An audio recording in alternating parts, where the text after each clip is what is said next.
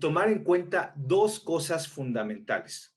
Una es las tecnologías, las herramientas tecnológicas que se van a enseñar en el programa, y otra, la parte pedagógica, es decir, cómo se van a utilizar las tecnologías, porque estas tecnologías deben de utilizarse con secuencias didácticas bien definidas, bien planteadas, que den cuenta de una metodología constructivista, de una metodología innovadora apegada a la época en la que estamos viviendo.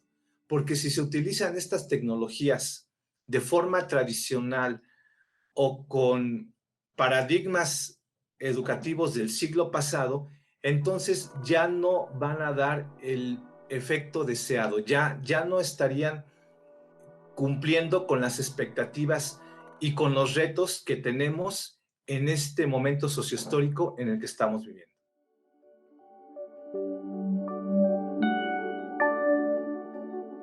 Hola, bienvenidos de regreso a la tertulia sobre educación a distancia de la Universidad Nacional Autónoma de México. Un servidor, soy Melchor Sánchez, profesor de la Facultad de Medicina y coordinador de Universidad Abierta, Innovación Educativa y Educación a Distancia de la UNAM. En esta ocasión hablaremos sobre la preparación de los profesores para enseñar y para enseñar a distancia. Para ello contamos con tres invitados, tres personas que además de ser expertos en el tema, viven en las trincheras la educación cara a cara y a distancia en diferentes contextos. Entonces les pido que se presenten, empezando por Marina. Hola Melchor, hola compañeros, Ruth, Eduardo. Pues muchas gracias por esta invitación. Me presento brevemente, soy Marina Kriskowski-Laxage.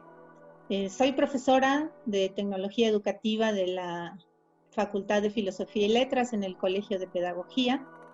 Ahí imparto el taller de Tecnología Educativa, el 3 y 4, en los 2 semestres. Y bueno, también soy egresada de la facultad porque también estudié pedagogía allí. Yo estudié en el sistema de universidad abierta, no existía todavía a distancia en ese momento. Y además, previamente soy educadora y después pues, hice un doctorado en investigación educativa en el CIMESTAD del Poli. Y toda mi vida me he dedicado a la docencia y a la formación de docentes. De la docencia desde preescolar hasta el posgrado. También doy clases en una maestría en la Universidad Nacional de La Plata, en la Argentina, en un formato completamente a distancia. Y tengo la fortuna de participar también como tutora en MADEMS, en la maestría en docencia para el nivel medio superior aquí en la UNAM. Muchas gracias, Marina. Ruth, háblanos de ti. Les hablo de mí. Buenas tardes. Gracias, doctor Sánchez, por la invitación. Doctor Eduardo, doctora Marina, muchas gracias por permitirme acompañarlos en esta tertulia. Bueno, yo soy profesora de carrera en la Facultad de Contaduría y Administración. Allí doy clases en el posgrado, en la especialidad de Recursos Humanos y en la maestría en Administración de Organizaciones con orientación a los sistemas de salud. También trabajo en la parte de la asesoría y dirección de trabajos de titulación para obtención del grado. Mi área de formación es la licenciatura en administración, tengo una maestría en administración y mi doctorado es justamente en educación con una especialidad en formación inicial y permanente, de profesionales de la educación y la innovación educativa. Tuve la fortuna de estudiarla en la Universidad Complutense de Madrid, en la Facultad de Formación de Profesores allá en España. Entonces, esta parte me permitió desarrollar trabajo administrativo y académico en la gestión de programas de formación docente, particularmente en la Facultad de Contaduría. Entonces, es un gusto compartir estos temas y creo que exploraremos cosas muy interesantes desde diferentes perspectivas. Muchas gracias, Ruth. Eduardo. Hola, ¿qué tal? Mucho gusto a todos, a todas. Doctor Melchor, un saludo, doctora Marina, doctora Torres. Mi nombre pues es Eduardo Chávez Romero. Soy profesor de carrera en la licenciatura en Pedagogía en la Facultad de Estudios Superiores de Acatlán. Yo soy pedagogo de la licenciatura hasta el doctorado. Tengo la fortuna de trabajar en la licenciatura en Pedagogía en Acatlán, impartiendo las asignaturas de didáctica y de tecnología educativa. A ver si le pido a la maestra Marina que compartamos ahí el programa para ver qué nos podemos ayudar. También tengo la fortuna de trabajar con profesores en formación docente. He trabajado con la Facultad de Medicina, en la Facultad de Música, con los arquitectos, y también me ha tocado estar con varios profesores conviviendo y escuchando un poquito, híjole, las incertidumbres que estamos teniendo y hoy más presentes, ¿no? Entonces, pues nos ocupa esto y atento a poder conversar con todos ustedes y aprender mucho de ustedes.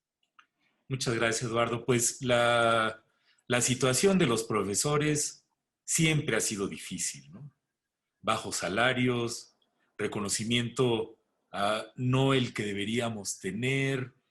Y yo creo que la premisa o el supuesto de la sociedad de que por el solo hecho de saber algo, de ser profesional y profesionista en un área del conocimiento, como puede ser la medicina, arquitectura o cualquier otra, puede uno enseñarlo porque ya uno lo sabe.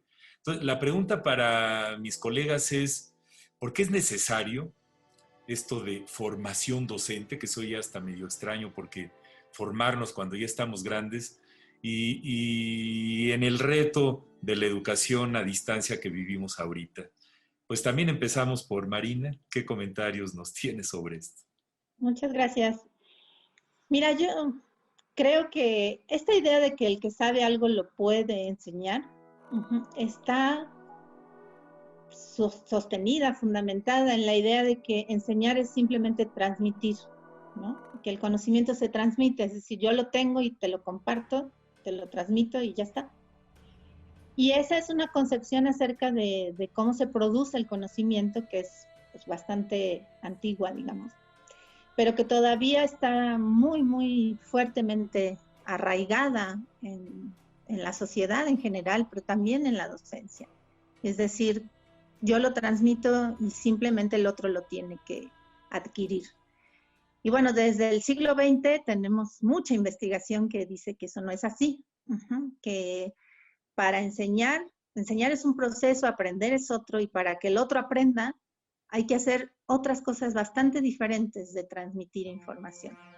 Entonces, pues claro, sobre todo en la enseñanza media, superior y superior, donde el requisito para enseñar es tener una licenciatura en la disciplina afín y nada más, se sostiene desde esa misma forma de contratación, digamos, o de requisito, la idea de que el que tiene la disciplina, pues la puede transmitir. Yo creo que ahí está un problema importante que no hemos resuelto y que sobre todo no hemos resuelto en la educación media superior y superior, donde no hay un debate todavía suficiente. No digo que no exista, digo, los pedagogos nos hemos encargado de dar lata con ese asunto, pero no está todavía extendido esto de pensar que no es suficiente, ¿no? Muy bien. La disciplina hay que dominarla, sin duda, nadie puede enseñar lo que no sabe, pero además hay que saber enseñar. Muy bien, ahorita regresaremos a ese punto. Ruth, ¿qué comentario nos tienes del tema? Bueno, yo creo que aquí hay dos aristas que yo quisiera abordar rápidamente. Que a diferencia de la educación básica, un docente de la educación básica sí se forma para ser docente. Va a una escuela normal, va a una facultad a formarse y tiene esa primera formación y lo decidió como una forma de escoger su profesión. El asunto creo que se complica o se convierte en una situación a estudiarse y a tratar cuando transitamos a la educación media superior y superior, al posgrado. Los que somos profesores universitarios, por diferentes situaciones llegamos a hacerlo, pero como lo decía la doctora Kriskowski, Nadie nos formó para eso. La currícula de las formaciones disciplinares no contienen materias optativas que nos permitan decir que vamos a tomar la carrera docente al terminar nuestra formación en una disciplina. Pero nos insertamos a una organización llamada universidad o institución de educación superior en donde vamos a ejercer la docencia. Y entonces, estas organizaciones que son cambiantes, dinámicas, nos orillan a que al tener el conocimiento disciplinar tengamos que formarnos en lo didáctico pedagógico. Es donde intercalamos estas disciplinas educativas con las disciplinares, y ahí radica, creo yo, otro de los elementos que fundamentan el por qué nos tenemos que formar en la educación superior, porque no elegimos ser docentes de primera intención como profesión, elegimos ser contadores, administradores, médicos, arquitectos, qué sé yo, pero no decidimos ser docentes. Entonces, las circunstancias nos llevaron a ello, y me parece que aquí juega un papel fundamental la institución de educación superior para apoyarnos en el proceso formativo, para hacer esa transmisión del conocimiento disciplinar de una manera más adecuada. Así es, y es que suena como fácil decir, ¿no? Yo nací para ser maestro, yo nací para ser poeta o cualquier área donde uno se dedique, ¿no? Pero sí se requiere formación. Yo creo que tenemos que ir rompiendo poco a poco este supuesto que seguimos arrastrando y ayudarnos entre nosotros mismos, pedirle a las instituciones que nos apoyen para mejorar nuestras habilidades de enseñanza, porque lo requieren los estudiantes. Antes de escuchar a Eduardo en el siguiente segmento, vamos a ver unos videos de unos profesores, ¿no? De el maestro cercano. A ver qué nos dicen estos maestros.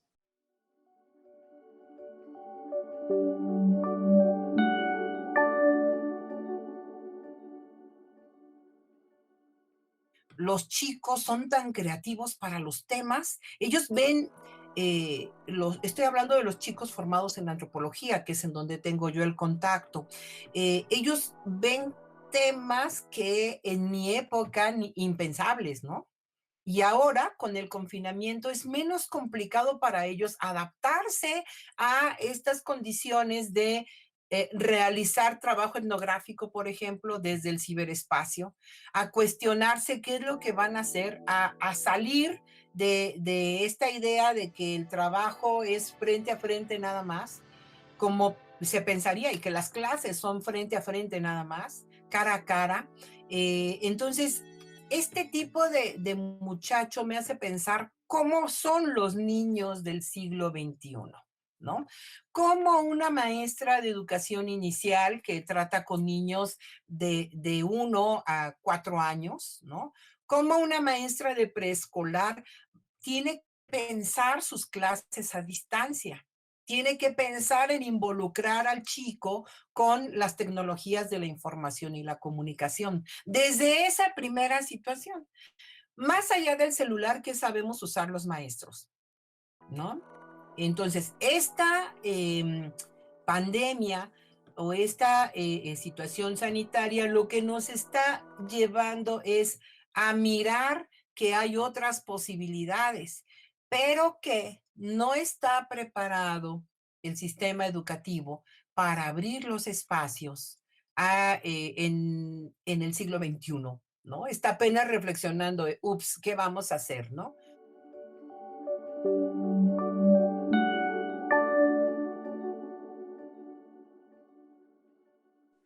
Aquí estamos de regreso en la tertulia sobre educación a distancia, en donde estamos comentando el tema de los profesores y la formación de los profesores para enseñar. Entonces, retomando el tema con Eduardo, ¿por qué es importante que los profesores aprendamos a enseñar? ¿Y qué tan preparados estábamos y qué tan preparados estamos ahorita? Estamos ya iniciando el ciclo escolar en el segundo semestre del 2020 para enfrentar la educación a distancia en un entorno de confinamiento de profesores y de estudiantes. Eduardo, ¿cómo ves? Sí, me parece que la formación docente tiene que ir en dos vías y bien juntitas, bien bien amarraditas. Es decir, por una parte, en la parte disciplinar, ya lo decían mis colegas, si son músicos, si son historiadores, si son biólogos, etcétera, debe de haber un profundo conocimiento de la disciplina, pero también, asimismo, debe haber un profundo conocimiento pedagógico, un profundo conocimiento didáctico. Y me parece que allí es en donde la formación docente está fallando. No hay una vinculación directa entre didáctica y la disciplina.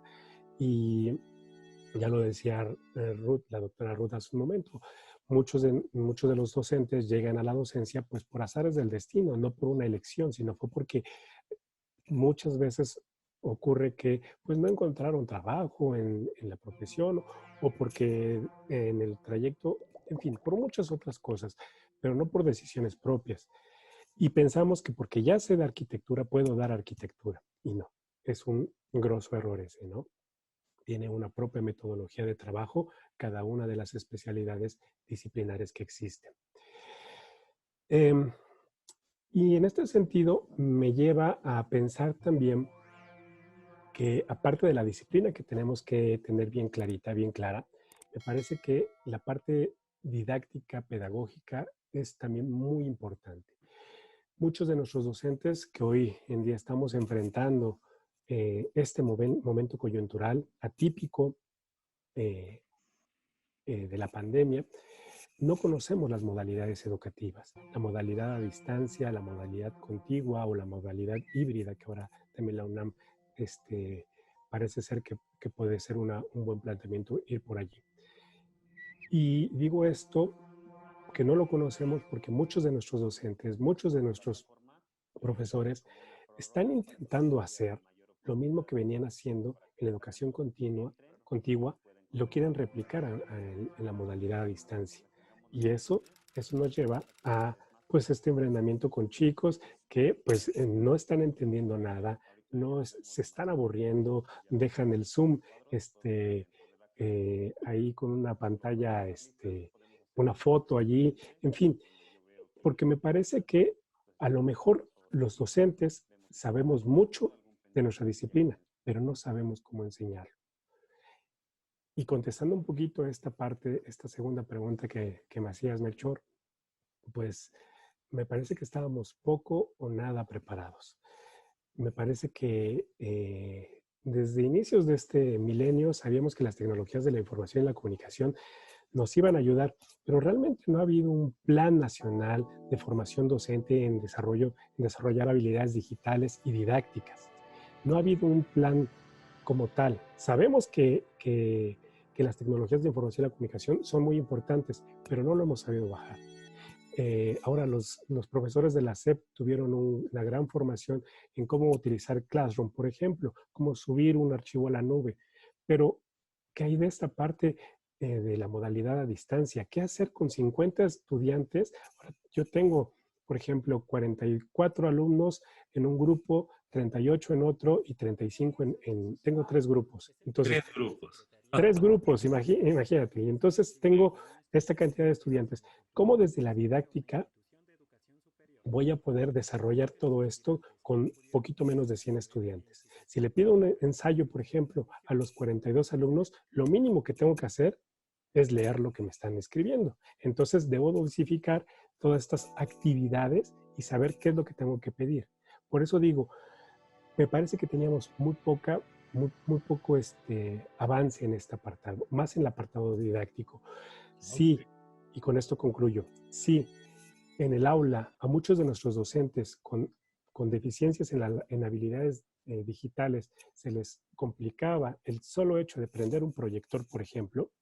Esto de la pandemia potencializó muchísimo el uso de Zoom, por ejemplo. Y esto que es algo de forma, que solamente es algo de forma, no es nada con lo que te estoy platicando, que es algo más de fondo, los problemas didácticos. ¿Cómo yo voy a trabajar con estudiantes, con 40 estudiantes a distancia? Me parece que aquí hace falta mucho más formación, hace falta mucho más trabajo didáctico y, por supuesto, como decía en la cápsula, hay que aprovechar estas herramientas tecnológicas. Muy bien, muchas gracias, Eduardo. Pues sí, es que uno diría, los profesores, bueno, tenemos las noches y los fines de semana para evaluar todos esos trabajos, ¿verdad? Caray, cuánta tarea tenemos enfrente. Marina, ¿cómo nos agarró la pandemia en términos de preparación en lo individual y en lo gremial? Mira, yo quisiera ser optimista en este sentido. Coincido totalmente con Eduardo, nos agarró completamente desprevenidos, pero por lo menos en la universidad, en la UNAM, que es lo que yo conozco y donde trabajo, además de dar clases, me dedico a la formación de profesores en el uso de tecnología. Sí, coincido, nos agarró sin ninguna preparación, pero sí tenemos una gran diferencia con lo que hubiera sido si la epidemia de la influenza de 2009 se hubiera extendido como ahorita. Hace 10, 11 años, simplemente creo que no se hubiera podido continuar a distancia de ninguna manera. Estos años después, 11 años después, creo que hubo muchas acciones de por medio que permitieron que un porcentaje, si quieres reducido, pero un porcentaje de los profesores sí supieron cómo continuar a distancia. Y coincido, la deficiencia didáctica que tenemos en la práctica docente afecta tanto la enseñanza presencial como la enseñanza a distancia. No es que porque estemos presencial, pues ya todo nos sale bien. Sin embargo, bueno, sí creo que nos costó mucho trabajo y yo quisiera ver el vaso medio lleno en lugar de medio vacío y decir que hace 10 años hubiera sido casi cero el porcentaje de cobertura a distancia, o solo lo hubieran podido mantener las escuelas que tienen carreras en el sistema de educación a distancia. Y 10 años después, pues sí hubo muchos maestros que hicieron sus mejores esfuerzos. Y que esos esfuerzos hay que reconocerlos. Y que son muy valiosos y que trataron de continuar con lo que pudieron, incluso por WhatsApp, que uno podría pensar que es muy difícil, pero hubo muchas ideas y muchas formas de tratar de atender la emergencia. Finalmente es una enseñanza de emergencia, ¿no? Lo que pasa es que, bueno, tendremos que salir de la enseñanza de emergencia, pero bueno. Así es, pues sí. Y no se acaba la emergencia, ¿verdad? A ver, Ruth, ¿cómo ves el panorama? Bueno, finalmente coincido plenamente, nos tomó por sorpresa a todos, no solamente a los sectores educativos, que evidentemente tienen una problemática mayor, porque nuestro trabajo es prácticamente socializar con los otros. Nosotros socializamos con los estudiantes, con nuestros colegas maestros. Es esta cultura de encontrarnos en el aula con el estudiante, es la cultura de encontrarnos con nuestros colegas en el pasillo, saludarnos, encontrarnos, comentar, porque estamos insertos en organizaciones que viven de eso, de la convivencia entre estudiantes, entre profesores y estudiantes, y evidentemente el alto porcentaje de la concepción educativa persona a persona, pues en la UNAM particularmente, pues es enorme, ¿no? La gran parte de nuestro trabajo docente es en forma presencial, y lo pongo entre comillas, porque finalmente nosotros estamos encontrándonos en las aulas para practicar la docencia con nuestros estudiantes, y definitivamente esto no solo tomó por sorpresa a las instituciones educativas, sino a todas las organizaciones. Y en ese sentido, tuvimos que aprender a adaptar los recursos que teníamos, que conocíamos quizá medianamente o quizá vagamente, para poder entender el cómo hacer este trabajo. Los que tuvimos la necesidad de salir del salón de clase e irnos a nuestra casa y continuar la labor educativa, pues tuvimos que hacer un proceso de improvisación, un proceso de ingenio, un proceso de innovación en sí mismo. Y bueno, un poco tomando estas ideas de Cabero, de Castells, de Bautista, ¿no? Que decían hace 20, 25 años, la docencia la vamos a empezar a tener que sustentar en TICs, nada más que en este momento las TICs nos llegaron de sopetón, nos llegaron para poder transformar la práctica, y hoy estamos teniendo que repensar nuestra práctica educativa mediada por la tecnología. Ok, pues Caray, qué reto tan grande. Estos meses estuvieron llenos de aventuras, de epopeyas, de las 12 misiones de Hércules o las 2 tareas de Hércules se quedaron chiquitas, con lo que hizo toda la comunidad de maestros de todo el planeta y particularmente en nuestro país. Como decía Marina, las TIC ya las tenemos desde hace tiempo, pero ahora las tuvimos que utilizar de una manera forzosa y platicaremos del vaso medio lleno y cómo le vamos a hacer para llenar después de la siguiente pausa. Muchas gracias por sus comentarios.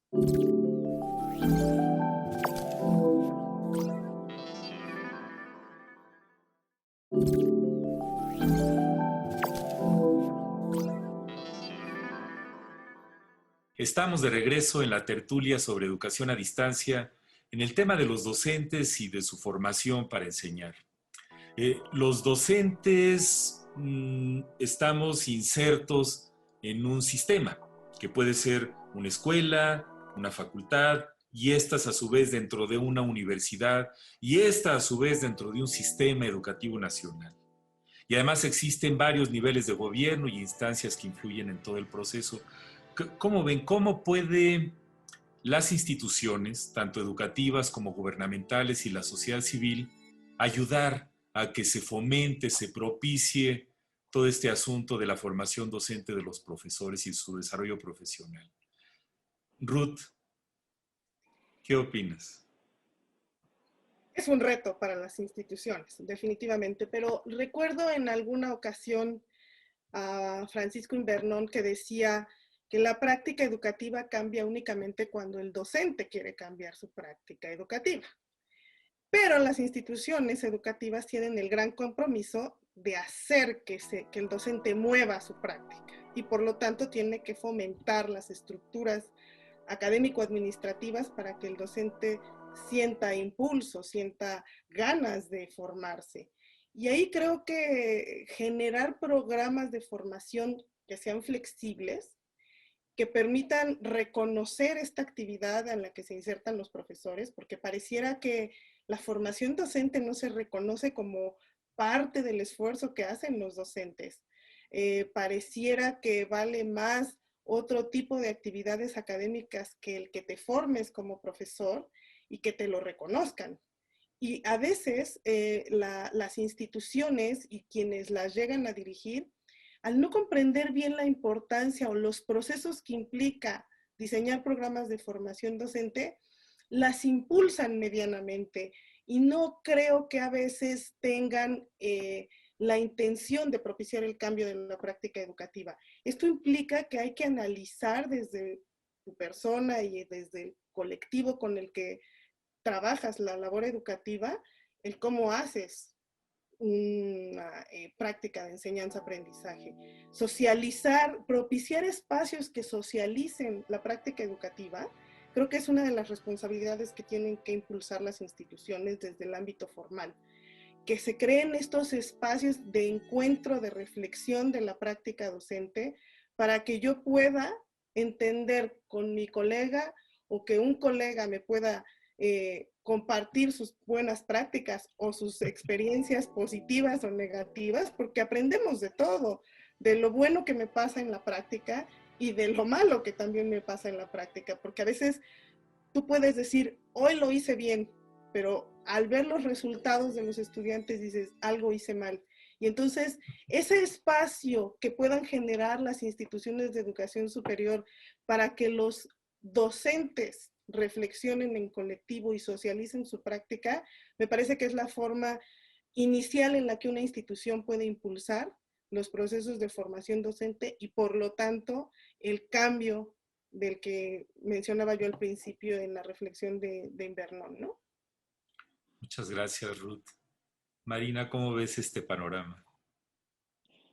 Bueno, estoy 100% de acuerdo con Ruth. La transformación de la práctica depende de que el individuo reconozca que tiene un problema y quiera cambiar.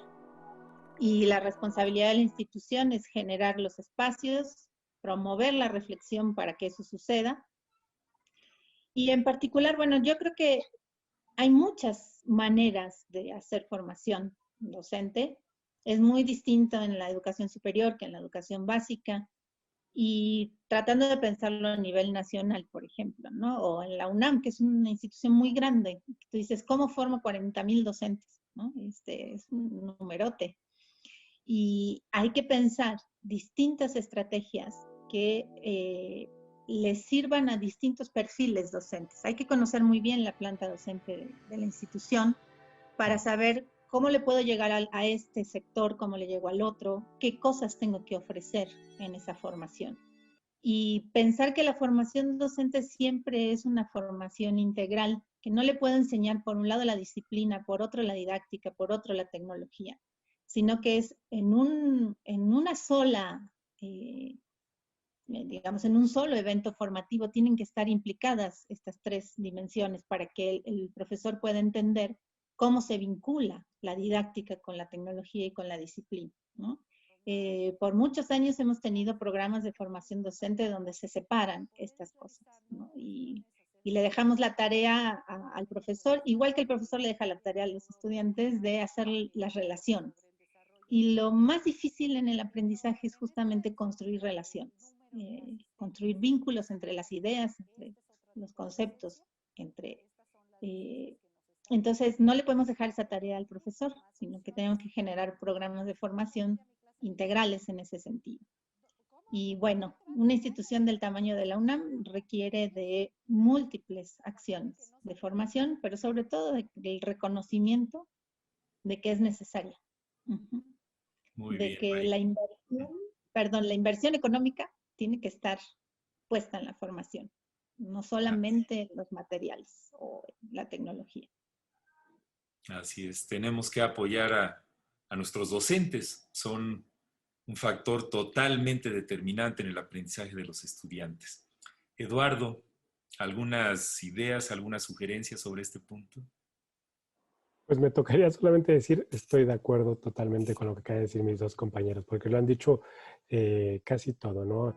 Esta parte de la formación docente me parece que es bien importante. Estas dos como áreas o dos esferas que existen. La parte institucional que está encargada de dotar de los recursos humanos y no humanos, es decir, como lo ha hecho CUAIET o como lo ha hecho la DGTIC, ¿no? Dotar a los docentes, a nosotros como docentes, de bastantes cursos de actualización, pero de calidad. Y por otra parte, está en nosotros como docentes tomarlos convencidos de que no solamente voy a tomar el curso, diría Paulo Freire, vas al curso porque debes o porque quieres. Y me parece que eso tiene que ver con una convicción del docente en que tengo áreas de oportunidad y necesito mejorarlas. Los alumnos me están demandando algo. El contexto me lo está demandando. Y entonces yo, como en este ejercicio tan noble y tan bello, pero tan demandante que es la docencia, me debo de actualizar. Y en este sentido, tanto institución como docentes debemos estar en la misma línea, estarnos retroalimentando. Y algo muy interesante que ha pasado en UNAM es que los gestores, los creadores de políticas educativas están también en el aula y conocen las necesidades que estamos teniendo los docentes dentro de a pie, digámoslo, ¿no? Y desde allí, desde estos docentes de a pie, se están construyendo las políticas de formación docente y esto es un baluarte, ¿no? Y por eso la UNAM es tan grande. Muy bien, Eduardo, muchas gracias. Es todo un reto. Llamémosle sistemas o cadenas de incentivos y recompensas de cada organización. Es muy importante que tomen este momento de crisis para reflexionar sobre cómo avanzar, ir dando golpes de timón para que la docencia, la buena docencia, por no usar la palabra calidad, la docencia que no nada más les guste a los estudiantes y que satisfaga al docente desde el punto de vista de sentirse bien con lo que hace, requiere infraestructura y sobre todo la cuestión del uso de las tecnologías y de la educación a distancia es muy difícil hacerlo sin infraestructura. Cuando estudié medicina, muchas veces nos decían los profesores en la clase, ¿y cómo le harías para atender a un paciente que tiene una puñalada en el tórax y estás en una isla desierta? Entonces lo ponen a uno contra la pared y dice, pues uno hace lo que se puede con lo que se tiene, en donde se está, y esta visión de improvisar o de hacer lo que se pueda con lo que se tiene, lleva a esta adaptación, a este acostumbramiento crónico a vivir con limitaciones. Cada vez que hacemos un diagnóstico de lo que sea en el planeta, siempre diagnosticamos que las cosas están mal. Si hablamos del peso de las personas, si hablamos del manejo de la pandemia, si hablamos del aprendizaje de los estudiantes en un montón de países del mundo, siempre nuestros diagnósticos nos dicen situaciones muy, muy fuertes que no hemos podido resolver. Yo creo que la formación docente lleva muchas décadas de hablarse mucho de ella. Es importante ponerla en el centro de los programas de trabajo de las instituciones de cualquier tipo, que los 3 niveles de gobierno también la tengan en el radar y que se le dediquen recursos a la misma, recursos humanos, financieros y tecnológicos para poder avanzar en esto, ¿no? Y el hecho es que también los estudiantes también nos ven y los estudiantes van formando su propia idea de qué es un buen maestro y han sido muy fuertes críticos de algunas de las cosas que hemos hecho en estos últimos meses. Entonces, vamos a escuchar los testimonios de algunos estudiantes.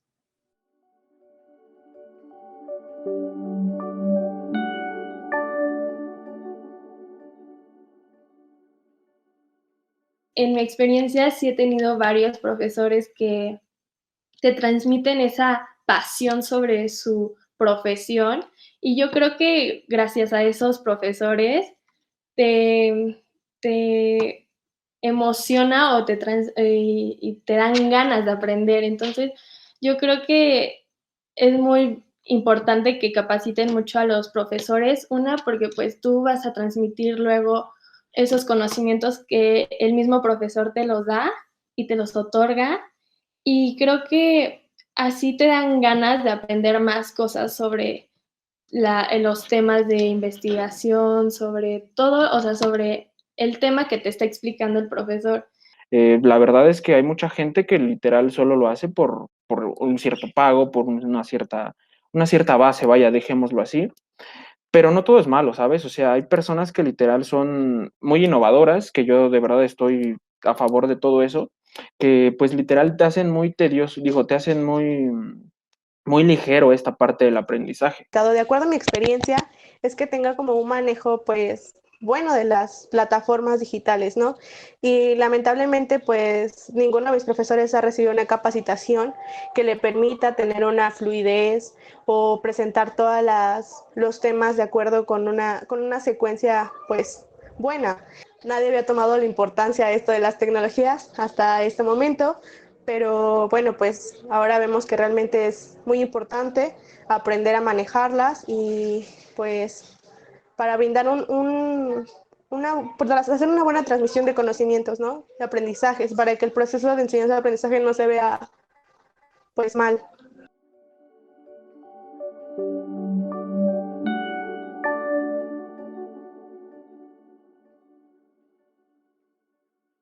Estamos de vuelta en la tertulia de educación a distancia de la Universidad Nacional Autónoma de México con el tema, pues, de la formación de los profesores para enseñar. En este bloque queremos discutir un poco sobre, pues, qué propuestas tenemos. Hace rato se mencionaba la metáfora esta tan popular del vaso medio lleno, medio vacío. Es importante tener cierto optimismo, pero al mismo tiempo la necesidad de tener habilidades digitales en los docentes se convierte en algo que ya no podemos eludir. Y así como todos nos actualizamos en nuestras disciplinas y áreas del conocimiento, la educación también avanza y también tenemos que actualizarnos en ella. Pues, Eduardo, algunas propuestas para el público y las personas que nos escuchan. Sí, claro. Me parece que es bien importante escuchar a los estudiantes, escuchar a los docentes, estos actores que están dentro de la didáctica, ¿no? Desde la institución debemos de escucharlos. Ya ahorita escuchamos en la cápsula algunos sentimientos y resentimientos de nuestros estudiantes, porque vaya, finalmente ellos son los que nos viven. Y yo puedo decir, soy el mejor docente del mundo, pero ellos realmente son los que nos viven. Y ellos, si no hay docencia, otra vez regreso a Freire, no hay docencia sin licencia. Y entonces no podemos estar unos sin los otros, hay que escucharlos. Me parece que una buena propuesta podría ser el trabajar menos desde la enseñanza y más desde el aprendizaje. Muchos países de avanzada que tuvieron que esta pandemia fue global, evidentemente, pero unos les pesó menos que a otros. ¿Qué quiero decir con esto? Que sus modelos educativos, sus modelos didácticos estaban referenciados más hacia el aprendizaje que hacia la enseñanza. Me parece que debemos ir haciendo un poco menos las clases catedráticas, las conferencias de 2 horas a través de Zoom por metodologías mucho más activas como el aula invertida, como gamificación, como trabajo mucho más activo, me parece, en donde los alumnos tomen la voz, los alumnos hagan, desarrollen, se expresen, trabajen. No podemos seguir siendo estos docentes, me parece, desde mi punto de vista, que nos sentamos, si mi clase es de 4 a 6, de 4 a 6 verlos a través de Zoom y que ellos me vengan y me escuchen. Me parece que lo que tenemos que hacer son nuevas formas de trabajar, idear nuevas formas en esta coyuntura, y me parece que esta crisis, que sea una posibilidad de hacer las cosas de otra forma. Ahora que regresemos, que ya haya vacunas, que estemos todos vacunados y que el semáforo baje, esté en verde. Conste, te vas a poner la vacuna. Por favor, seguro, claro. Regresemos con otro tipo de mentalidad. No regresemos a hacer lo que veníamos haciendo. Regresemos con un ánimo renovado de hacer las cosas de otra forma, por lo menos en la didáctica. Gracias, Eduardo. Ruth, propuestas. Una propuesta que yo haría es impulsar programas de formación que fomenten el bienestar de los docentes. Es decir, que no solamente demos una formación que le permita mejorar su práctica, que evidentemente lo va a hacer satisfactorio, sino que también lo formemos en otros aspectos como lo socioemocional, lo afectivo, que lo formemos en esta idea de que la educación y la relación que se da entre profesores y alumnos es finalmente afectiva. Los estudiantes ven en nosotros el entusiasmo, las ganas, el compromiso que tenemos para realizar nuestra actividad educativa. Y yo creo que los alumnos, como lo decían en la cápsula, se dan cuenta de lo que hacemos en el aula. Y cuando lo hacemos con pasión, cuando lo hacemos con gusto, cuando lo hacemos socialmente afectivo, me parece que podemos significar más en los estudiantes, podemos impactar más en ellos. Y yo creo que una tendencia, además, es profesionalizar a los docentes, en particular a los docentes universitarios. Nosotros tenemos una formación origen, somos expertos, por decirlo de alguna manera, en una disciplina, en un campo disciplinar, pero elegimos tener otra profesión. Creo que somos afortunados porque tenemos 2 profesiones y una de ellas, además, es socialmente importante y socialmente afectiva. Entonces, si nosotros buscamos formar a los docentes en este bienestar, en estas ganas de ser un mejor docente, con un compromiso profesional, me parece que sí vamos a poder cambiar las prácticas y sobre todo cambiar a las instituciones. Y creo que esa tiene que ser una de las propuestas fundamentales de los programas de formación. El bienestar acompañado de una profesionalización continua y constante. Muy bien, Ruth, muchas gracias. Pues, ¿qué nos dices tú, Marina? Bueno, yo quisiera hacer, pues, a lo mejor un debate con Eduardo. Yo no estoy de acuerdo en que la enseñanza sea una enseñanza que deba, o sea, creo que hay que transformar la concepción de enseñanza. Enseñanza no es transmisión. Y creo que hay que reconstruir la idea de qué es enseñar. Y enseñar es un reto impresionante porque significa hacer que el otro aprenda y salirse de la concepción transmisiva que dije al inicio del programa. Tendríamos que hablar muchísimo más extenso sobre qué significa enseñar. creo que sí coincido con Eduardo y también con Ruth en que, sobre todo en lo que dijo Eduardo al final de volvamos, pero no para hacer lo mismo, ¿no? Volvamos capitalizando esta experiencia en todos sentidos, no solamente en el ámbito de la docencia, sino socialmente hablando. Esta pandemia nos tendría que poner a pensar, ¿no? Como habitantes de este planeta, en que no podemos seguir haciendo lo mismo. Pero ya hablando de la enseñanza y de nuestra profesión, la verdad creo que se ha dado una situación muy interesante donde hay una cosa que quisiera destacar y es que en muchas de nuestras escuelas y facultades se dio la situación de darse cuenta de que hay que colaborar, de que ya no se puede seguir haciendo esto solos, ¿no? El hecho de que yo cierro la puerta de mi salón de clases y doy mi clase como yo quiera, en esta situación se volvió más difícil y hubo espontáneamente muchas situaciones de colaboración. Y creo que eso es algo que tendremos que capitalizar como institución en el promover que la docencia también sea colaborativa y que promovamos el trabajo colegiado. Yo creo que eso le falta mucho a esta universidad, en promover que la docencia sea objeto de reflexión en cuerpos colegiados donde se discuta cómo se enseña. Y que esto haya pasado espontáneamente quiere decir que existe la posibilidad, se está abriendo esa posibilidad, y mi propuesta es entrar por ahí, por la construcción de espacios colegiados de discusión y de construcción de las estrategias para enseñar, generando acuerdos. Yo no estoy en contra de la libertad de cátedra, para nada, pero sí creo que tiene que haber acuerdos, ¿no? Entre un cuerpo docente, de decir, ¿qué queremos? No que cada quien da su clase, ¿no? Entonces yo doy mi clase en la carrera de pedagogía, pero no tengo ni idea de lo que dan los demás, o sea, todos tendríamos que estar colegiadamente trabajando para la formación de los estudiantes, y me parece que es una oportunidad. Yo sí lo veo como una gran oportunidad. Otra gran oportunidad es que ni modo, ya tuvieron que aprender a usar tecnología, ya no quedó de si quiero o no quiero, ¿no? Entonces, pues bueno, aprovechando esa oportunidad hay que agarrar como la inercia, ¿no? De que fue a fuerza, y entonces continuar con un trabajo ya más reflexivo, más pedagógico, si quieres.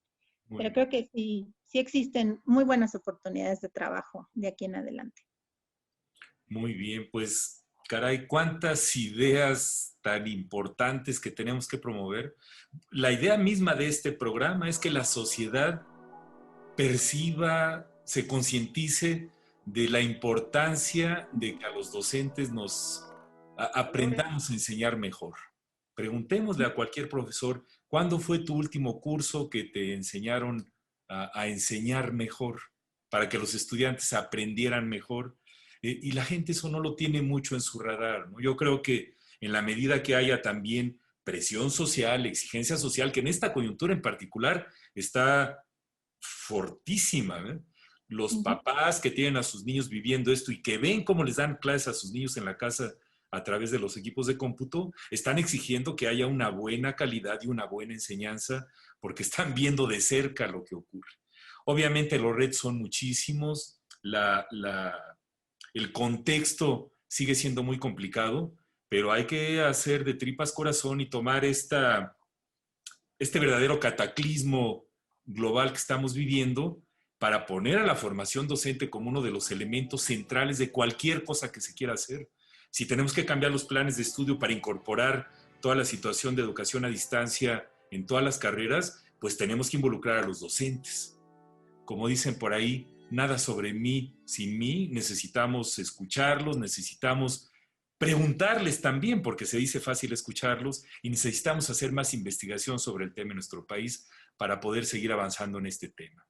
Les agradezco muchísimo su participación, Ruth, Marina y Eduardo, y pues nos veremos en la siguiente tertulia. Muchísimas gracias por su atención. Gracias. Gracias. Un saludo, gracias.